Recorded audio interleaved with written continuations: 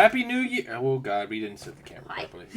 Or did you move the chair? No, you didn't bother to look at the camera at all. I don't know. Everything else up. You know, when you're hunched over your phone the entire time, no, your head was perfectly in the frame. You did not look at the camera at all. I watched you not look at it.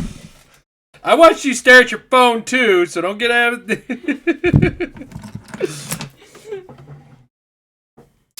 This is how we're starting. This is how we're starting the new year. Fight. Fred, you don't have a chance still, so relax. Happy New Year. Oh, those were glowing. Yeah, they were glow sticks. I literally watched you crack them, but it was still just like, oh, glowing. Yes, I cracked them and threw them, and I've only got track of one. I had no idea what the plan was with these, so I decided to just kind of put them up there. We go. We got a glow stick up there. Where's the other glow stick? It's down here. I'm so glad I chose glow sticks to add to the stream for no reason other than the fact because we're so well lit right now. Oh my God, we're so well lit. Why did I look right at the light? It's New Year's. You shouldn't do that. This is the day where everybody kind of looks at last year and goes, what the was that? Yeah. And then looks at next year and says, well, what am I going to do to make this year make me say, what the was that by the end of it? Or what am I going to fail to do, rather? So, yeah, and we're going to do all of that while playing Super Auto Pets. Yay! Right? So, what we're going to do is we're going to talk about... It's going to be very game-focused at first, and then we're going to talk about the bullshit. You know? Hey, Jay, how was your year? Oh, great! I stopped being able to walk properly this year. It's been fucking fantastic. Every time that comes up, like every time somebody asks how was 2021, that kind of just burns in the back of my skull. Like, oh no, it was fine. Fuck it. Let's watch some cute animals kill each other, shall we? It's been a year. We haven't added this to the stream deck yet, so. Am I gonna go first? Yeah. Well, you're sitting there, so let's have you go first. All right. So 2021 was a year. It's got games.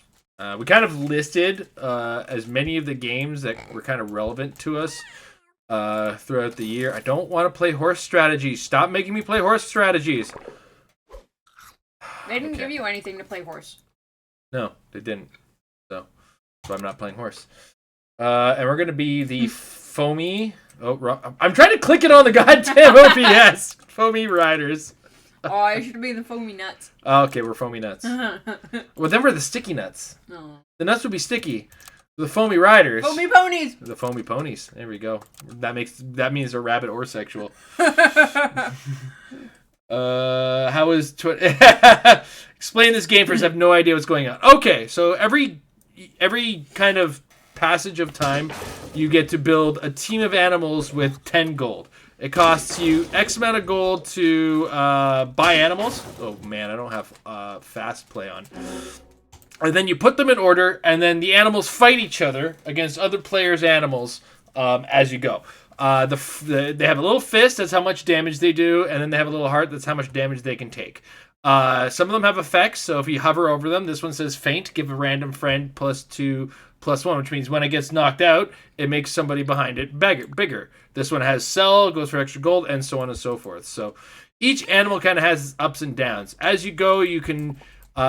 combine animals to sort of level them up, take advantage. So what we're going to do is we're going to take this otter, we're going to buy it, and it's also still going to make somebody better, but we're also going to level up this otter later on. We're just going to go for a body count right now. We're going to roll, which allows you to get a new set of things from the bottom. Like I said, everything down here costs 3 gold, except for the pill, which costs 1 gold. You can sell animals if you have too many in your team. And the goal is to try to get to 10 wins. We're already down. We've lost 1. And the further you go along the game, the more health you lose from losing a battle. That's Super Auto Pets in a nutshell. It's a wacky, wild, fun game. It's super addictive. It's on mobile, too. Yeah, it's on mobile. It's completely free to play. So it costs you nothing to get in on the ground floor on this one. And like to be competitive as well in the game. Yeah, so now it all makes sense. Cool. So I can speed it up now. Just give me my God. patience. I just had a pack of candy, and like they're supposed to be sour candy, and none of the flavors were sour until I got to the lemon, which was the last one. and they somehow turned lemon, which is already a sour flavor, into like extra sour. We're like, none of the other flavors went sour. There were supposed to be sour candies. None of them were sour, and then I literally ate a lemon. I'm gonna buy a swan because a swan gives me more gold every turn. I want to buy the otter. Do I want to buy the otter? Or do I just want to make? No, I'm gonna make the otter bigger, and then we're gonna make the otter bigger because I put a kangaroo behind it. So, and it ended up making the kangaroo bigger, which is great. Oh, level 2, they go. Oh, okay, cool. So that's it. Let's end the turn and start talking about the games that came out in 2021. Okay. Some of them we played on stream. Some of them we happen to own. We went through a list of like all the major releases that came out. So I don't know what we did and didn't miss that we may or may not have played, or what might have come out that we should have on this list. If some game that you oh my god, this guy's got the double ponies. Oh, this is gonna hurt. Yep. That's a big grasshopper. On the plus side, we're gonna have a huge kangaroo. No. Fuck that dog. No, we're good. We got a 9/9. We got 6 power. We're fine. So I'll list some of the games that came out that we didn't play. The Medium, we own and these are just the ones we bought but haven't still for whatever reason haven't streamed or haven't had a chance to play even off stream. The Medium, what's that one all about? That's your game. So the Medium is very Silent Hill-esque in the fact that the main character is a medium, and they are kind of split between these two worlds, like our regular world and then this supernatural psychic world. Mm-hmm. And they're trying to help somebody. The thing is, I only saw trailers for it. I didn't watch anybody play it or anything like that. And so it's very much a vague kind of idea of what the game is, but from what I can tell, it's split between this nightmare psychic world and your regular world, and you're trying to get through it. Gotcha. Fred was apparently not a fan. A lot of people did not like the way it ended. Some people had problems with the story, some people had problems with the mechanics. I originally didn't think I'd be able to play it because when it first launched, it was an Xbox exclusive or Microsoft exclusive. And then I accidentally found it for the PS5. It had a very quiet launch for the PS5, and I was actually at Walmart and I was like, oh my god, and I sent Jason a picture. I was like, oh my god, this game that I've been wanting to play all summer is suddenly on the PS5. And I'm like, oh, I'll catch it next time I'm in, because I wasn't planning on buying any video games that day. And so I continued shopping. I had actually paid for all my groceries and everything I was buying while I was there, and got the message from Jason, and he's like, it's sold out everywhere and it's selling for ridiculous prices right now on specifically the market. PS5 market. On the secondary market. He's like, pick it up now. So I literally I had paid and was on my way out, and literally just turned around, went back to electronics, asked someone to open up the case, got the game, paid for it, and left. So that's how we have the Medium for the PS5. Fair enough. Then there's Persona 5 Strikers, which is it's like a Persona 5 style game. Based on what I've seen of it, it's like Persona 5, but it's not quite Persona 5. Oh, we lost, and we have a snail. Ooh, this is gonna be good. So we actually gonna sell the flamingo. We're gonna buy this snail, make everybody big. Gonna do this. You chunky boys. The snail is unfortunately going to be dead weight, but whatever. It was worth it. So Persona 5 is kind of it falls into that Dynasty Warrior style of Nintendo game that we've been seeing for a bit. Oh, fuck off with your goddamn skunk. Get fucked. Kill Joe Piggy. It's just Persona 5 is one of those ones where I haven't had a chance to do it. I feel like I'm going to end up streaming it, but if there's at least one level 3 friend. We're so close on both the Swana and the Otter that it's kind of worth it to include this guy in the pack at this point. We're also going to defend our Swan with our life for some reason. Oh, I can't. It's too late to flip the hippo, isn't it? Yeah. Yeah, the hippo's not big enough and we haven't had any cans of spinach. Alright, well, let's make the ant bigger. And let's make. Oh no. We already have the garlic that would dispose Yeah, of we the take garlic. the garlic off, but we could put the honey on the end. But Let's- then Like I feel like with the garlic we can get potentially more attacks out of the otter to get the kangaroo bigger. That's why I'm kind of hesitant on it. So what we're gonna do is we're gonna just roll out some fun stuff. Now if I lose, we're still good, so we'll freeze that. We'll freeze the pear. do we want to freeze the otter so that we can. Make Oh it yes, level definitely 3? freezing the otter. Okay.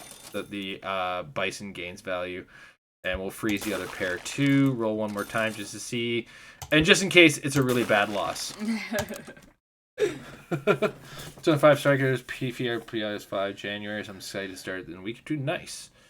Yeah, I've been staring at that game for a while, and oh fuck off. Now, Strikers isn't like the Warriors games, right? It sort of is. Oh, okay. Like there's interludes, and we're gonna lose to a B. Boo.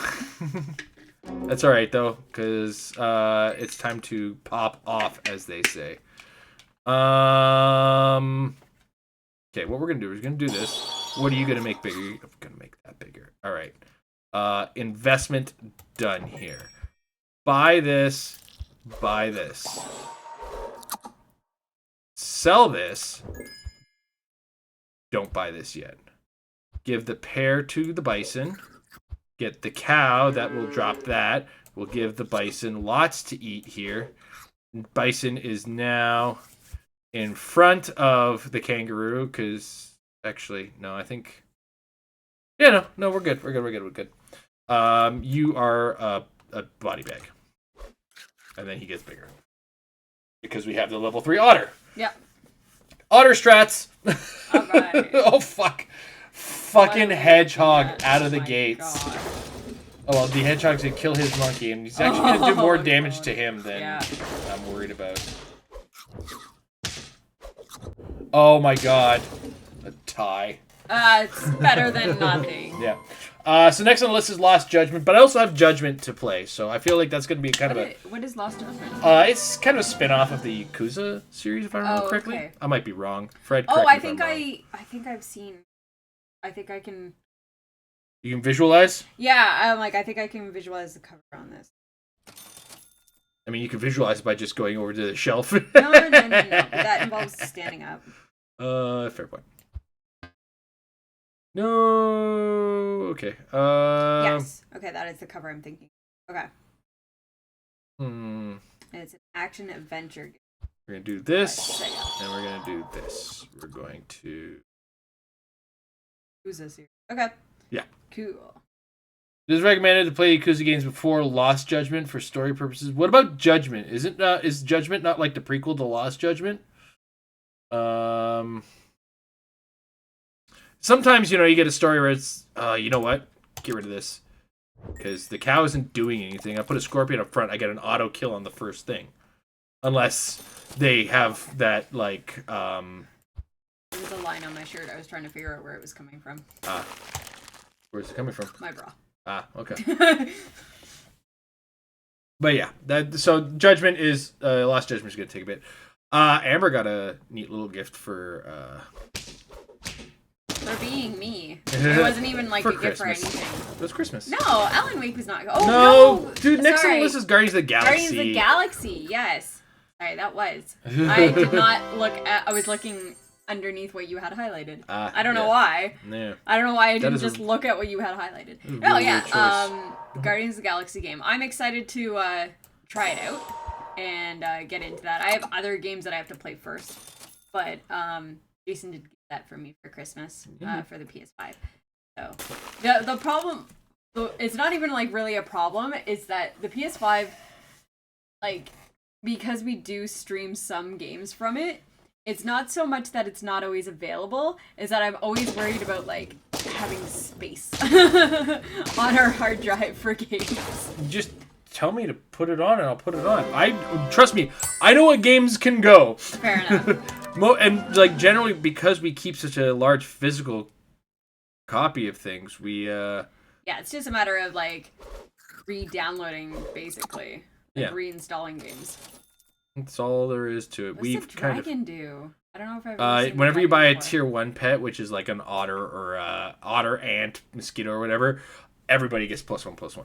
So it's like, buy crap, everything gets big. Oh, interesting. So what's your plan on God of Yours, guys? Is your plan to stream it, or is your plan to? I don't think I have a plan to stream it because I think it's a long, like, RPG type game. Not RPG, but like it's a. I think it's like 12 to 15 hours, maybe. Couple Yeah. streams. Well, I think we'll see when I get there because I already have such a long list of games I have to get through that I've already planned for a stream, and I don't have a whole lot of like games that I play when I'm not streaming right now. So, but right now we'll talk about it later. But I have other games I'm currently playing. Yeah. I may stream it, I may not. It all depends. I have somehow got stuck committing to exactly what we have here, and that I feel like may end up being my demise in the next round. I hate getting to that point where I'm just like, all right, I guess I'm just giving everything food because I can't get rid of anything, because if I get rid of anything, nothing is better. Yeah, and I haven't seen any spinach yet, but I wonder if there's a recent update, I don't know if you noticed, but a lot of animal stats have really changed. Oh, no, I haven't. Yeah. Was the tiering of the levels part of the update, or? No, you just didn't notice them. Okay, it's just because I play on mobile and I can't see the little dots or dashes in the line in there. Yeah, basically. Okay. Damn, that was brutal. I think it's gonna be your turn now. Yep, your turn to take over the wheel. I got 7 wins, which is pretty good for the first run. Especially considering how rusty I am. I haven't played this game in, like, forever. So also on our... Like, the last 3 that we have on the list that we have in the house that we haven't had a chance to play yet are all remakes. And that's Alan Wake Remastered, Ghost of Tsushima, the Director's Cut, and the Death Stranding Director's Cut. I get the Death Stranding Director's Cut because basically work paid for it, because work has this, like, fitness program where I can trade in points for Amazon gift cards. So I did that to get, like, Death Stranding. But next up is the list of games that we played together as we swap chairs. Oh, go ahead. Get in there. Actually, I could have just stayed and you could have just made all the decisions. But that would be more talking over the stuff that we want to talk about. Yeah. So, anyway, yeah. So... The first one that we actually have on the list, we both played to get two of them on this list. We played to get 3 of them on the list. We played to get 4. So there's only one that we didn't play like we would say played together. We just both played it. Yeah. And that one was Resident Evil 8. Yes. So what did you think of Resident Evil 8 overall? Play it out your way. Oh, I should have bought you first. I totally forgot what the... Well, the beaver's triggers on cell, doesn't it? No, I was talking about the duck. Well, why would you buy the duck first? No, I read it wrong. Yeah. Don't worry. You're good. So where do you sit on Resident Evil? Because you're the bigger Resident Evil fan than I am. You're the delicious shirts. Oh, delicious shirts! I love it. Nom nom nom. I really enjoyed it. Mm-hmm. I liked that I liked the way it was sectioned.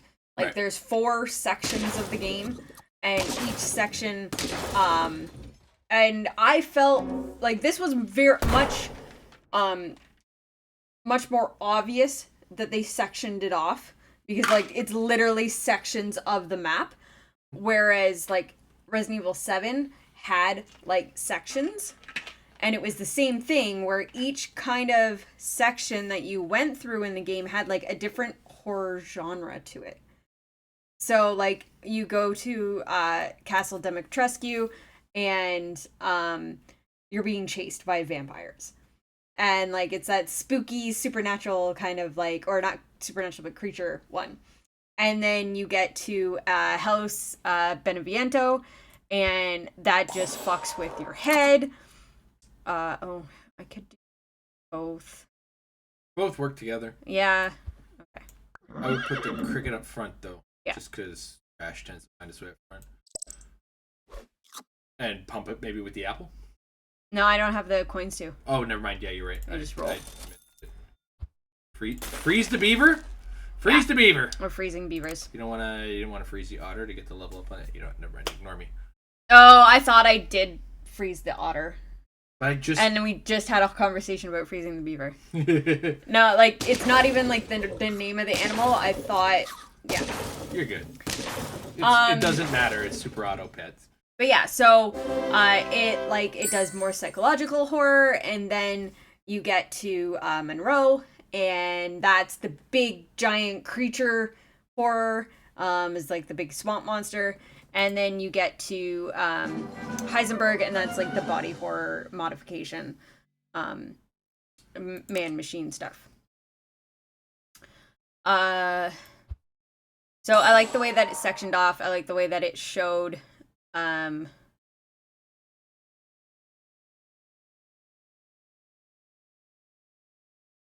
Sell the ducky, get a better dodo dub, put the dodo behind the beaver. Yeah. I think that's what. Do I want anything with you here? No. Bigger dodo. Bigger dodos. Actually, I wonder if it's worth it to put the dodo in front of the grasshopper now. Grasshopper. And make the grasshopper bigger? Never mind. No. Ignore me. I'm overthinking. Okay. I'm thinking out loud and it distracts you. Roll, though. Roll and check if there's anything worth freezing. Dodo. Yep. So where does it sit for as far as a Resident Evil game for you? I personally liked it a little bit more than 7. Mm-hmm. Like it's kind of like it is what it is. I liked that the it got just as ridiculous as you expect Resident Evil to do. It did retcon a few things in the lore, which is it's not a bad retcon. It's just kind of that was an interesting thing to do, but then nothing came of it. Holy shit! I didn't realize they nerfed the horse big time. Oh, it's not a permanent. Yeah. So when you summoned the dodo and it was 4 last turn, something to note. Be aware of it. All right.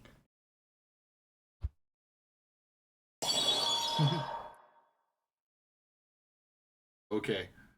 Maybe it's time to sell the otter, put the dog out. Let the dog out. Give somebody honey.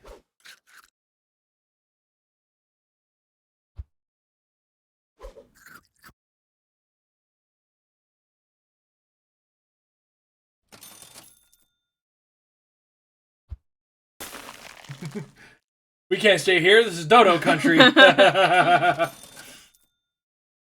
Oh, you're going all in on the dodo at this point, eh? Why not? Making the big beaver with the dodo? Yeah. But yeah, I enjoyed it a little bit more than 7. Oh, fuck this play. You're done for. Oh my god. Fucking hedgehogs. Everybody's dead. Except for the fish and the otter. What do you even do in that situation? Resident Evil 8.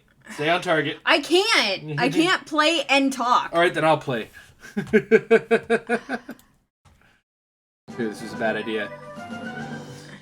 No, it's just that your ADH brain lets you, like, do 5 things at once, and my robot brain is like, this is what we're doing. That's what I mean. Yeah, better than 7. Still kind of an interesting direction as to where the franchise is going, but also it's like, hey, whatever the franchise is going. Like, I enjoyed the action of 8 more than 7, but I like the puzzles in 7 more. There weren't, yeah, that's one of those things, is like, there weren't really puzzles in 8, in the way that, like, the series used to start having the puzzles, like, where 1 to 3 had the puzzles. But also, like, the puzzles in 8 were legitimate puzzles. Like, they were labyrinth games. Versus in 7, they were all light shadow. Like, those wooden block things that you turned until it made a very specific shape. I like the enemies more. I like the characters more. It was very interesting to see where they went with Ethan's story. And I mean, Mia was already a very questionable character, and then they made her super questionable by the end of it. Yeah. Super questionable by the end of all of it, considering what she knew and what came of it. But how did you like? Because you started with 7, and then played 8, and then tried to go back and play some older ones. Yeah. But then you also did the 2 remakes. You did 2 and 3, right? Yeah. Yeah. So you played all the modern ones. Resident Evil 8 is currently my favorite. Oh my god, what did this guy just do to himself with that badger? Oh well, we lost. Alright, let's switch it up, because apparently the dynamic works better when I do the playing and we both do the talking. Yeah. Because your brain just melts when you try to play a game and once. have a full-blown conversation. But 8 currently stands as my favorite Resident Evil. But I think a big part of that is I think the Resident Evil fans take their fucking shit too seriously. Your game has got a stupid story, guys. Deal with it. That's right, I said it. Cancelled by the Resident Evil community right there. I can at least put myself in the, like, on the outside of that spectrum where I full on agree that the story, crunchy eruptions, that the story of Resident Evil is absolutely ridiculous, and I love that it's ridiculous, and I like that when they double down on the ridiculous, because when you go back and play the original first, 2 games, that dialogue is horrible, but it's so good! It's so horrible, it's good, and, that's what makes it ridiculous. But yeah, a lot of people there are so many people that are just way too serious. Way too serious about everything that's going on with Resident Evil. I like the Resident Evil story, yeah. You can look, don't get me wrong, you can like the story, but you gotta turn around and realize it's fucking stupid. It's a B movie at best, as far as, quality of storytelling. I expect the kind of storytelling you get out of Resident Evil out of, a movie I spent $7 on at the drugstore. Hand me over my G Fuel. Yeah, absolutely. So anyway, 8, because of its leaning into it so hard and recognizing what the Resident Evil franchise really is, which is dumb. Look at your memes. Your memes are the dialogue of the game in the Resident Evil community. Let's not kid ourselves, right? And because most of our ongoing jokes is just the actual flat out dialogue from the games. Yeah. But, and they're fine as, for what they are. But, they're not, the pinnacle of video game storytelling. Otherwise, we gotta look at the pinnacle of video game storytelling and be like, what the hell are we, doing here, guys? I don't know why I leaned into this flamingo so hard, but I just did. And yeah, they are super interesting and quirky. But... And, that's the thing, as long as you accept that they're super interesting and quirky, then, roll with it. Yeah. But people take it... I'm not gonna yuck their yum, but, dude, your yum is not worth, a lot of the vitriol that the community tends to throw at each other. It's kind of ridiculous. Anyway, that's enough about Resident Evil 8 and my eventual cancellation by the Resident Evil community. Let's talk about the 4 games that we did both play and also happened to play together. And that is starting with It Takes Two, which... What a game. Also, Fred gave us that one, so thank you. Yes, thank you very much for that, by the way, Fred. Much appreciated. Why have I been leading into otters so hard? It's because, I don't know. It's what the game... Sometimes I feel like the game just sets you up from that first turn, and then it's just yeah, this is what you're going to play. Yeah, you play this now. I think what I'm going to do... No, if I do that, I'm out money. Yeah, It Takes Two was a fantastic game, and it was a game I had completely forgot about, because I remember watching, one of the showcases or E3 or what. Everything's gone virtual online anyway, so I never remember what big event the trailers come out at. But I remember watching the trailer for it when it was first released, first announced, and being like, oh, this is a cute little, co-op game. This story, I don't want to say the story is dark, but the story is very real. It's a very realistic, real story where you're kind of dealing with, like, while you're playing this game that relies very heavily on co-op, which is the mechanics on it were just absolutely fantastic. You're like watching this marriage that like had basically disintegrated and fallen apart, and like you're almost working to like fix it, but I almost feel like it shouldn't have been fixed by the end. Like that it was very clear that these people had something going wrong in their marriage, and that maybe walking away was the right thing to do. Yeah. But it was one of those things where it's like both people in the marriage sort of knew what they had to do and get rid of or just stop being in such a toxic relationship, which was I liked, because I don't think I think it's realistic enough to the point where it's like nobody wants to go through a divorce. Is my kind of the way I see it. Yeah. I might be wrong in that, and there's some psychopath out there who's like, oh yeah, divorce is my favorite. Oh, give me another one, boy. Like, and that's not to say that people shouldn't get divorced and Oh, that they toxic should. relationships shouldn't end. 100% they absolutely should end. But the process of a divorce is like the messiest thing that happens in relationships. Yeah. If you ever think your divorce is going to go clean, you're wrong. Because the second a lawyer gets involved, they don't help. I mean, they help in that degree is like they do their job and, get you through the process. But, like, the hell with that, man. It's just such a fucking tedious thing. And yeah, don't you know it? Yeah. we're preaching to the choir. Preaching to the choir. That said, like, It Takes Two was made by a guy who clearly, like, first of all, the games that he's made in the past, he's a guy who wants to make games that are co-op, like, constantly. The first one he made was that Prison Break game where you're two guys trying to break out of prison. I don't even remember the name of it, but from what I heard, it was like pretty interesting. I totally remember the game that you're talking about. Yeah. And I just don't remember the name of it for the life of me. yeah. A Way Out. There it is. Thanks, Fred. Okay, this flamingo has... We're going to do a bunch of damage to the opponent before the game even starts. And they're going to hate me for it, and I don't care. Yeah, he's definitely got a knack for trying to make games that you can do that with, and all the power to him.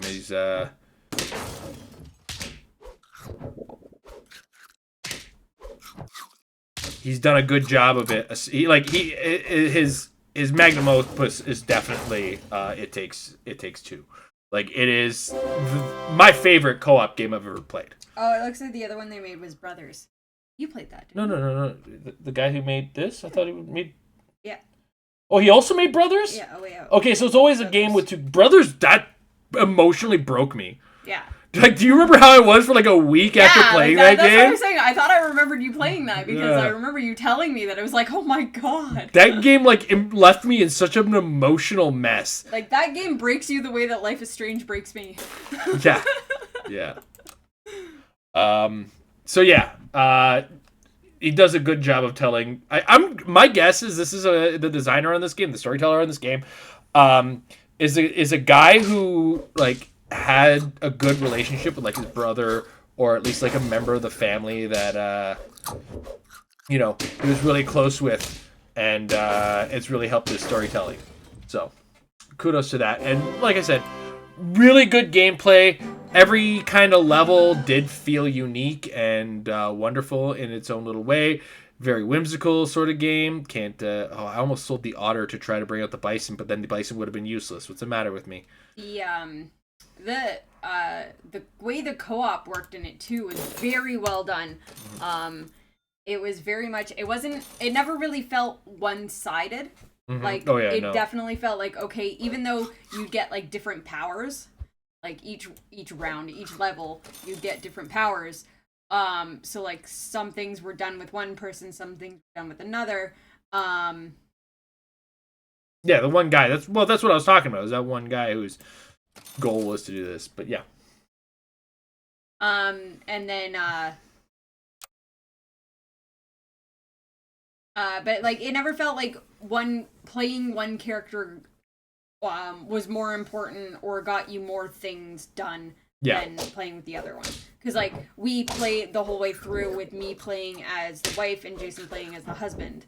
And so there were certain levels where, like, my power was better used in certain situations, but it was, like, it always felt very balanced as to... There was never a point where you turn around and say, I wish I was this character because they're the better character there. Yeah. That's what I'm trying to get at. That's what it felt like you were trying to say.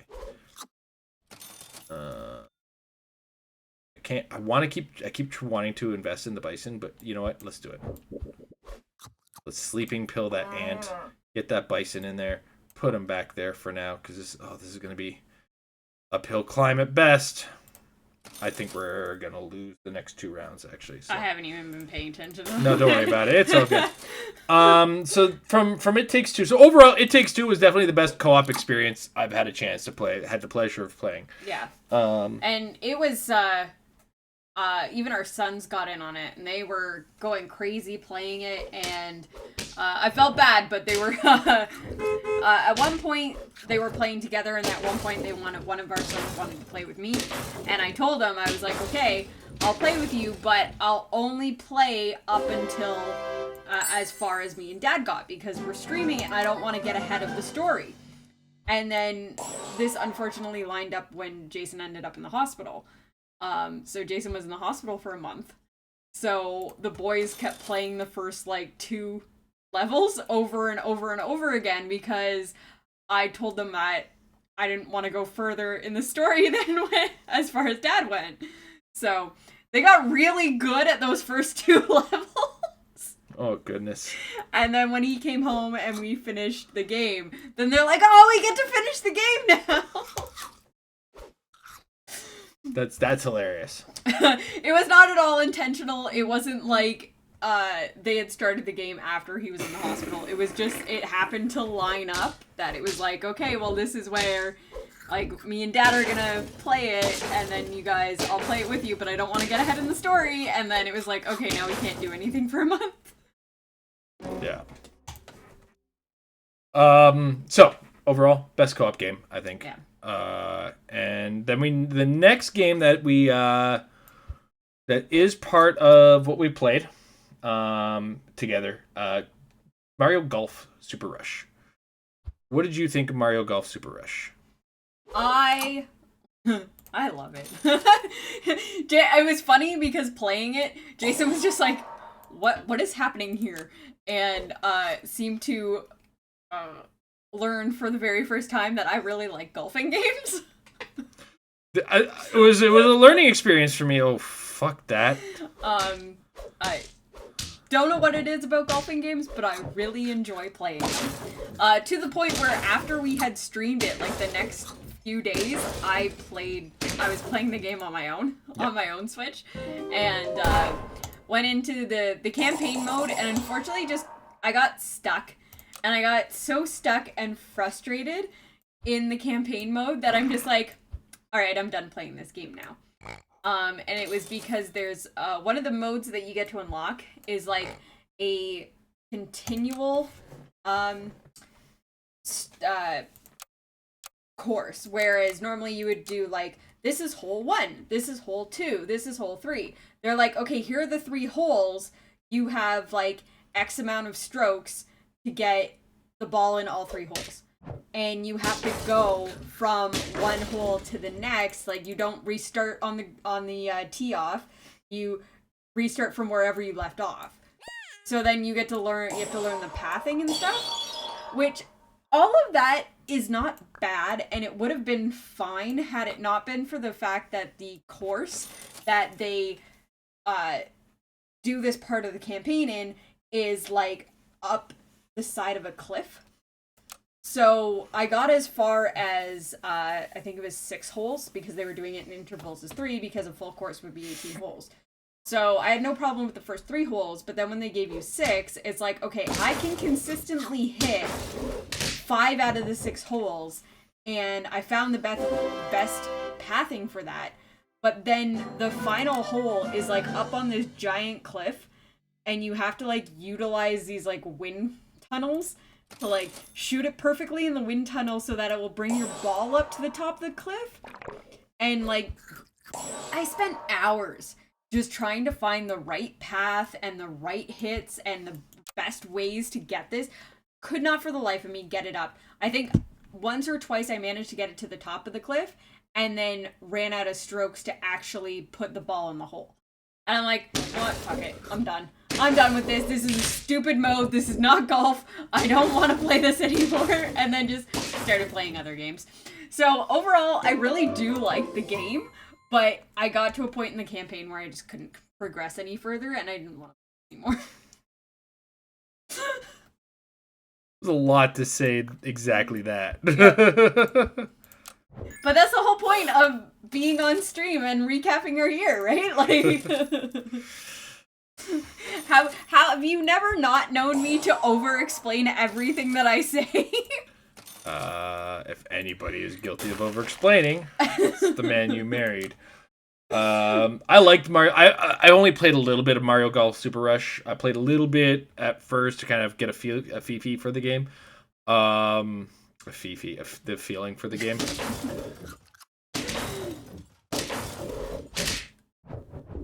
Oh my god. Yeah, my hedgehog strategy backfired on me on that one big time. I enjoyed it as a multiplayer game. I don't think it was the end all be all of golf games. Fred mentioned probably what should be the end all be all of golf games. That one you're at least playing straight up golf. One of the things that Mario is good with doing when they do sports games and stuff like that is adding whimsical things to it. Yeah. Well, like the speed mode, the rush mode was great. Like actually having to run to where your ball is. Yeah, chasing down the ball and stuff. That was a ton of fun. And like that's done simultaneous too, because you're playing at this. That one kind of overwhelmed me when I was playing multiplayer with Jason, was the fact that we weren't taking turns in doing our strokes and taking time. It was rushed, which is the point of Super Rush.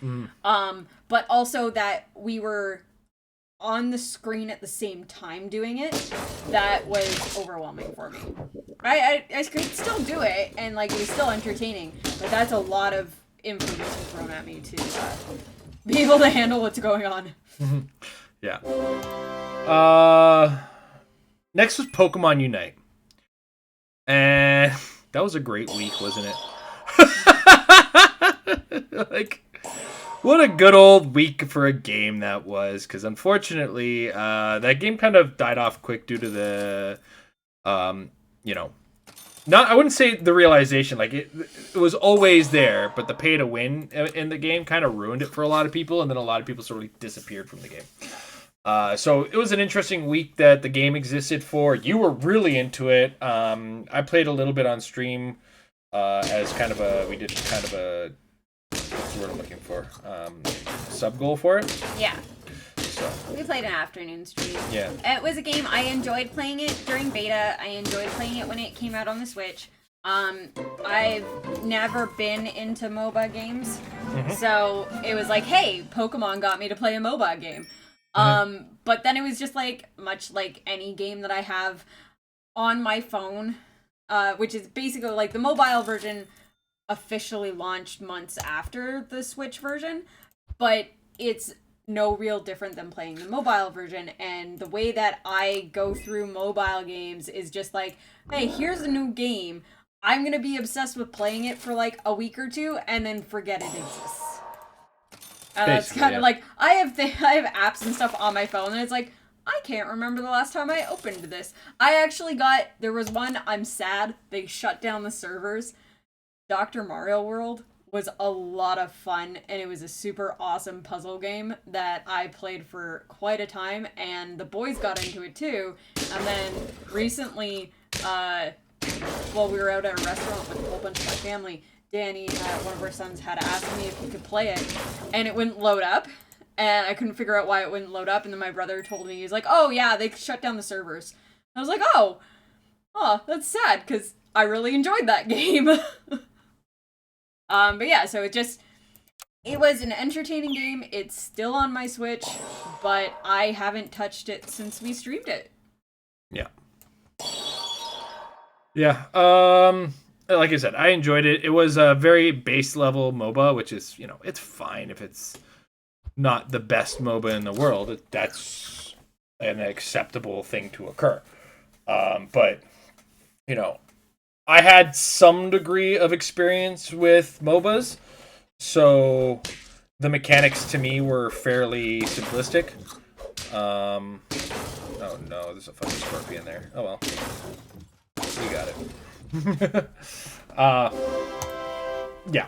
I got to play Snorlax and Slowbro. I got to play the big fatties that I like to play in Pokemon, so I got nothing to complain about. The Swan, I think, is what we're going to end up leveling up. So what we're going to do is we're going to sell that fish. We're going to put this shark there. We're going to roll. We're going to up that hippo, up that bison. Roll again. Oh, just give me the Swan. Up the hip. Oh, freeze that. Because that parrot is as good as gone. Because the tiger-hippo combo is disgusting. WarioWare, get it together. We played it for a day. Yeah. It wasn't much, but that's fine. That's really all you need to do with WarioWare. Yeah. It's one of those, it is a super fast... It kind of... I don't know if it's the one that originated it, but I'm going to say it popularized the micro game.